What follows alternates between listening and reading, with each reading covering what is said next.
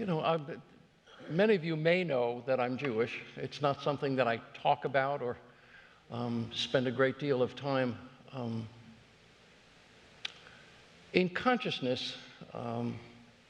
It's among the most important essences of who I am. It has never left me. It has always been something that is exceedingly strong within me, and it informs a great deal of my thinking and how I am in the world.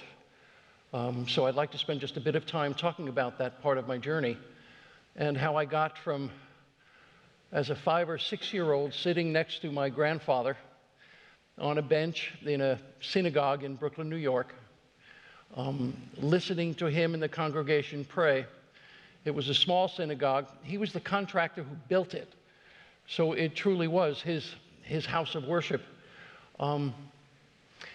When he retired, he prayed 3 times a day. Dr. Rabin talked about that. And by the way, thank you, Harvey. Thank you so much. My parents were first-generation Americans in our family. Both sides of my family came from Europe. I was born in 1947. In 1948, the State of Israel was established.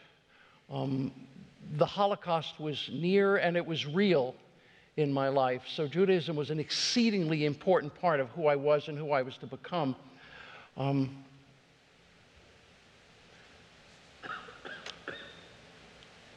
At 13, I was bar mitzvahed. And Reverend Kristen, I was going to say Reverend Kristen was there. She was not there. I was bar mitzvahed 59 years ago. And several weeks ago, I gave a talk at the 8 a.m. service on Moses and Jesus, the Beatitudes and the 10 Commandments, and love and law. And I was moved at that point in time to recite the first 4 lines of my Torah reading from the day of my bar mitzvah. Right out of nowhere, out of memory, it came. And at the age of 13, sports and girls and other pursuits, and the fact that I was now done in terms of Hebrew school, which I had gone to from the time I was like 7 till 13, and I could then join my playmates, some of whom were not raised in the Orthodox tradition that I was. And I drifted away from formal study of Judaism. I never drifted away from being a Jew. Can't do it. You can't take it on, put it on and off like a cloak or like a suit. It's who you are and who I have always been. The State of Israel had a tremendous importance to me.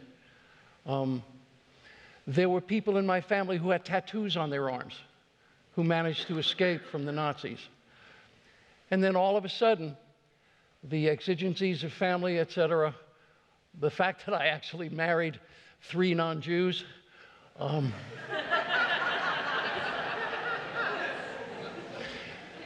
so I wasn't being pushed in any direction. And all of a sudden, as I said, I stopped being observant. And then, as some of you know, several years ago, now it's about 8 years ago, Jean and I picked up and moved to Los Angeles, California to study at the Agape International Spiritual Center. Both of us are Agape practitioners and religious science practitioners. And I discovered a writer, an Orthodox Jew, and a mystic, and he just really touched me and appealed to me. That would be Rabbi Abraham Joshua Heschel, a Jewish mystic. I'm going to take a few moments and just read a few things from here. And I would also like to close then with just a little bit of reading from Viktor Frankl, who wrote Man's Search for Meaning. From Heschel, light. God is not a hypothesis derived from logical assumptions, but an immediate insight, self-evident as light. He is not something to be sought in the darkness with the light of reason. He is the light. Once again on God. The issue of prayer is not prayer. The issue of prayer is God.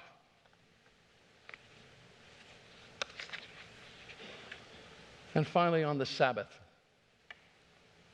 The 7th day is the armistice in man's cruel struggle for existence, a truce in all conflicts, personal and social, peace between man and man, man and nature, peace within man, a day on which handling money is considered a desecration, imagine, on which man avows his independence of that which is the world's chief idol. The seventh day is the exodus from tension, the liberation of man from his own muddiness, the installation of man as a sovereign in the world of time. And finally, from Viktor Frankl, who spent a number of years in a concentration camp as a psychiatrist, but nonetheless. Everything can be taken from a man but one thing, the last of the human freedoms, to choose one's attitude in any given set of circumstance, to choose one's own way. And he goes on to say, love is the only way to grasp another human being in the innermost core of his personality. No one can become fully aware of the very essence of another human being unless he loves him. By his love, he is enabled to see the essential traits and features in the beloved person, and even more, he sees that which is potential in him, which has not yet been actualized, but yet ought to be actualized. Furthermore, by his love, the loving person enables the beloved person to actualize their potentialities by making him aware of what he can be and what he should become. He makes these potentialities come true.